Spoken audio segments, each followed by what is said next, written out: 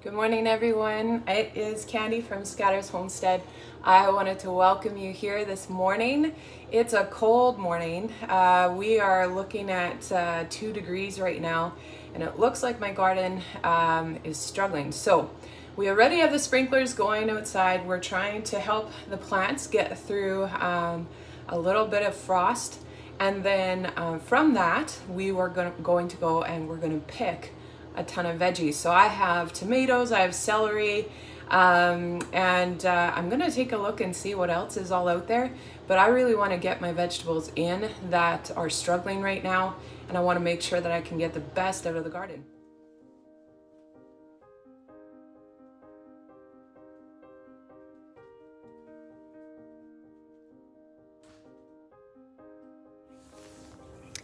So this is the second night that we have dealt with frost. It's been a little bit of a runaround. We've had some really good weather, warm days, which is surprising. I know yesterday was actually our anniversary.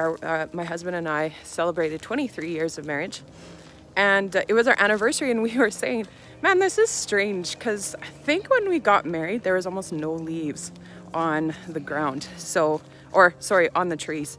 And so it seemed kind of interesting that, you know, we're looking around and you can see behind me, there's a lot of leaves out on the trees. But yes, they are turning color.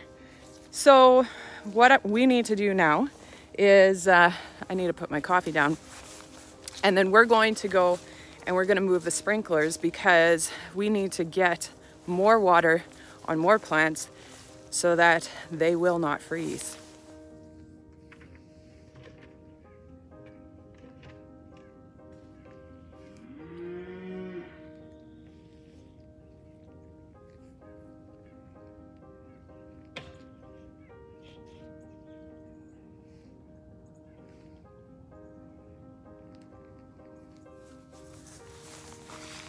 So I want to say, I find it really interesting how it seems like every single season is just a little bit different. Every year is different. Out here in Canada, it's like one day or one September, it is frosty and frozen and the leaves are all gone. And then the next September, it's warm, leaves stay on a really long time. My vegetables can stay in the garden a really long time. Like last year, I was doing a lot of my harvesting, like tomatoes and celery and cabbage, out back in, all the way out in October. And now it looks like everything needs to come out now mid-September. So it's interesting. Even yesterday, my husband and I, we were looking at the Farmer's Almanac, just kind of planning out our next year, kind of when we're expecting maple syrup season, when we're expecting you know, our cows, the gestation, the goats, the gestation. We're looking through how's the season going to look, and it's just a completely different forecast than what we had last year. So you just can't keep up. So I have the sprinkler going, and hopefully it's not too late. As you can see, some sun has hit that, but I've been watering other gardens as well. And now I've just moved to this last one that I really care about, that I want to keep going. And as it's watering, I'm going to take you on a little bit of a tour. And my cow is calling for me. Just a minute. Why is she calling for me? Well, I guess, you know, one person's trash is another's treasure. You've probably heard that before. My trash that I'm talking about is cabbage that has been infested in caterpillars, and I have worked hard.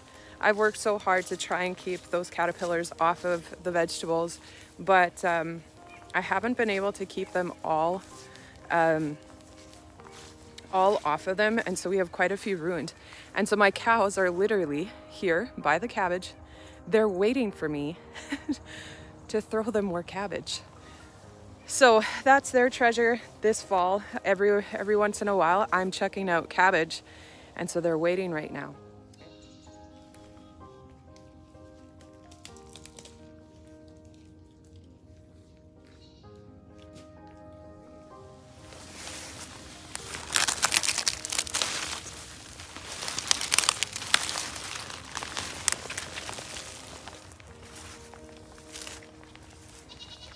There you go, ladies. You love it? So this cow right here, this is Miss Birdie. Not a bird, B-E-R-T-Y, Bertie. She is the mama. She is queen over this pasture. And then we have, oh, a goat touched a fence. And then we have Miss Opal. Opal, you wanna come say hi? You wanna come say hi? Yeah. That was Birdie. Opal, you wanna say hi? Yeah. Come on.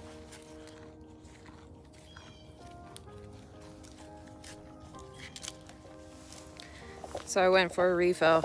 Check out how steamy that is. You can see it, yeah, there. I had to go for more coffee.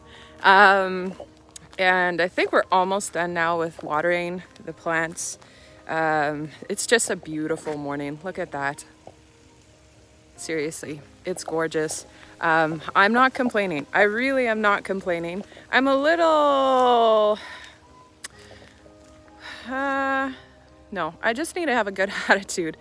You know, the thought of processing all this stuff is a little bit overwhelming, but again, it's such a joy to be able to plant so many vegetables and being able to put it in your freezer, putting it in jars, and just being able to just enjoy vegetables all year round, and knowing that they're not containing anything dangerous or harmful for you. And that's something that I have to worry about because I'm dealing with health issues of my own, and I'm sure over time you'll learn a lot about what I'm going through. But for now, I want to show you what we are going to be harvesting today. You can see here that these tomato plants definitely have, they're done. They're sad. And I have a lot of beautiful tomatoes on there. I will admit, I'm super boring. I go with aroma tomatoes, and that's basically all I plant for myself. Reason being is because I like to turn all of my tomatoes into tomato sauce. I can it, I put it in my pantry, and then I can make a marinara. I can make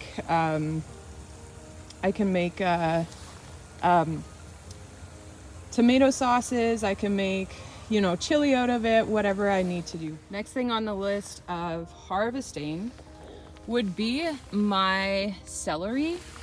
You can see the stalks are pretty good. I'm not disappointed with them.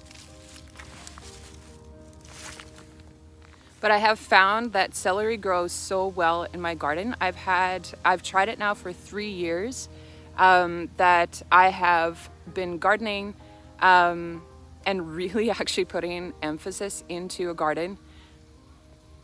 Should I go there? Yeah, I'll go there. I don't know if it just takes life, that it just takes time to just grow up and say, why am I doing what I'm doing? But I had this habit of planting, you know, the peas and the beans and tomatoes, peppers, what else? Corn, like just the very basic, very simple vegetables, because that's how I was raised. Basically, it turned out to be like a salsa garden. Oh, cucumbers. I would plant cucumbers as well. But do you know that my husband hates cucumbers? So I don't actually, we don't eat them. We don't put them out on the table. He doesn't like cucumbers. He doesn't like pickles. So why am I canning a bunch of cucumbers, making pickles? Why am I doing that if we're not going to eat it? And so we've just decided we're not planting that anymore. And there's a couple of vegetables that I just realized, do you know what? I'm not eating these vegetables, so I'm not planting them anymore. But then I had to think about what can I plant and what can I put into my diet that I don't need to go and buy in the stores anymore. And I've really been struggling with my health for the last probably about 4 years, 5 years. Oh, I don't know. There's a season in there that just kind of I blanked out on. I don't even know what it is anymore. But It's been quite a few years, and over time I've been realizing, well, I can't get that in the grocery store. I can't buy that. There's preservatives in that. I can't eat it. I need to eat as fresh as possible with everything that I put in my mouth. When I don't, I regret it and I pay for it. And so now I've been planting things that I can consume, I can preserve, and I can put into my diet. And so I have a lot more things. Like I plant way more carrots. Carrots do really well. Lots of the Roma tomatoes, and only the Roma tomatoes, because that's what I can use in tomato sauces throughout the winter, because we have a long winter season. It can come, snow can come as early as October, and it can last into April, May. So I have a very short growing season, and I have a very long, cold winter. Am I excited about it because we're almost there? No, I'm not excited about it. But my husband and I keep making adjustments so that we can make sure that we're enjoying winter a little bit more each year. And so it's not as terrible as it used to be.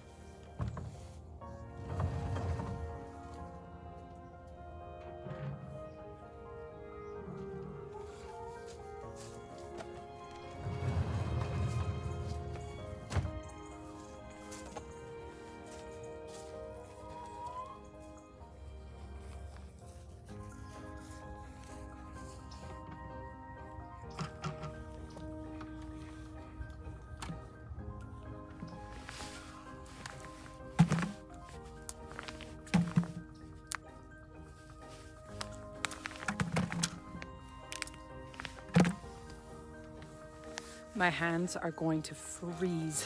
That is cold. But I'm just going to put you on time lapse so that you can just watch the process happen.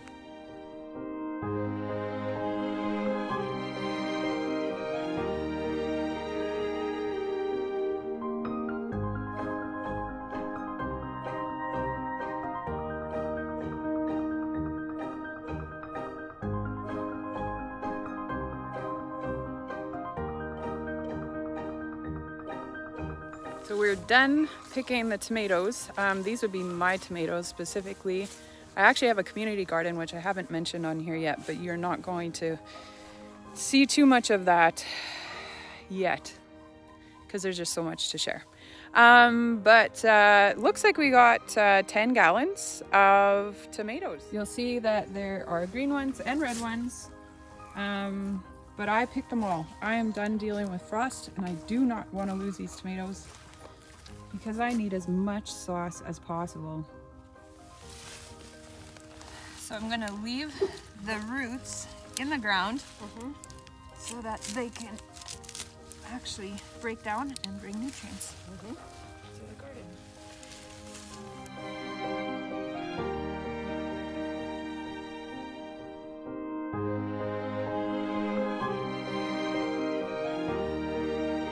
So there we have our stack of celery.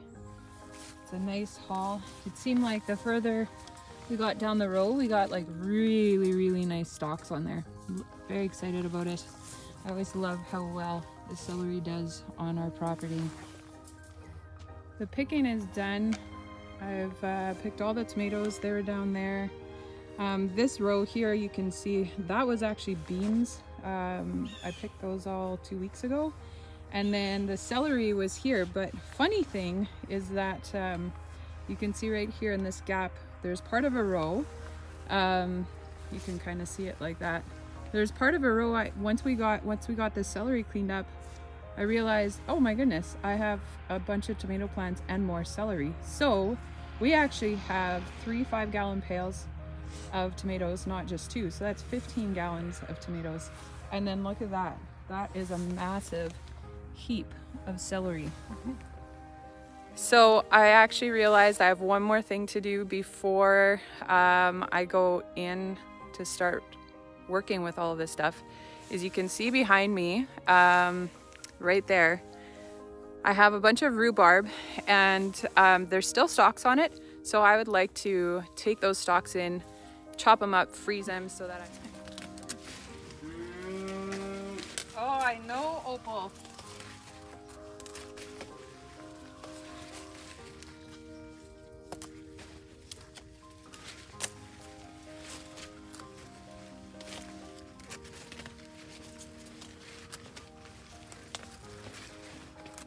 So the cows are excited once again because we're working in the garden.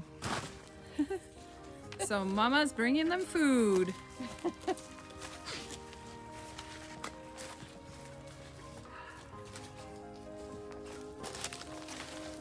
You girls like that, eh? They were standing here on the edge of the pen. They were just begging for us to bring it to them. I don't think that they're gonna eat it. I know you want cabbage, right, Birdie? Yeah, you want cabbage. Hey, Sam. How's Sammy doing? Yeah, hey? Let's see how many tomatoes Mama drops. She's already dropped a bunch.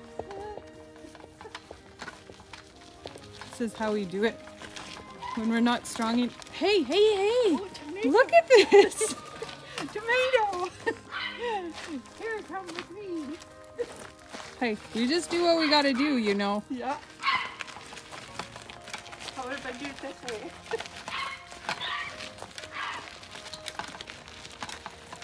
We do it the way we gotta do it, but have fun with it. Exactly. Finny, what's going on? What's going on? Why are you barking so much? Finny. Finn, where are you? Where are you? Where'd you go? Where'd you go, Finn? What's there? Finn has an obsession with wood piles. He constantly thinks there's something living. And there isn't, because we just started stacking this wood pile like, I don't know, 3 days ago? Finny, what is it? What is it? What's there? Oh, wow. You are so tough. I can't spend too much time there because Mama's over there. She's still hauling tomatoes and dropping them. I'm gonna have to go follow her around and make sure that she's able to get it to the house. You're gonna trip on my pail. How funny would that be? Slow and steady, Mama, slow and steady. Yeah, yeah. We're getting our job done. Yeah, one way or another.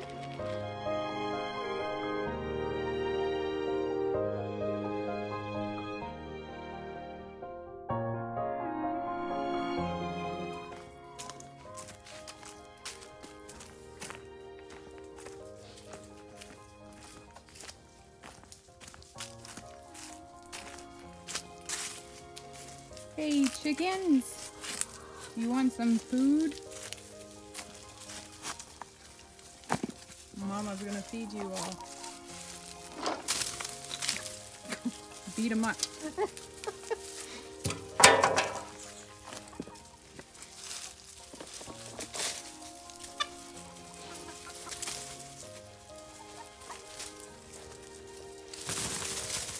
Scaring them already.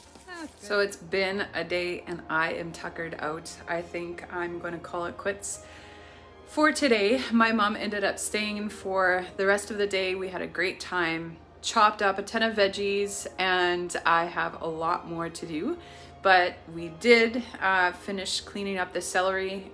We got 40 cups of chopped up celery into the freezer, 15 cups of rhubarb in the freezer, and you can see behind me I have about 8 bunches of celery sitting there ready to go. They all look just fantastic, and so I figured, you know what, maybe I could sell it because I still have some celery left over in the freezer from last year, and so I just wanted to make it available to other people, and so I'm gonna do that. I still have all the tomatoes that need to be washed. They need to be chopped up. They need all that, but I think I'm gonna have to leave it for another day. I am just tuckered out. So thank you so much for joining me. I hope that you all have just a great day, and we'll see you next time.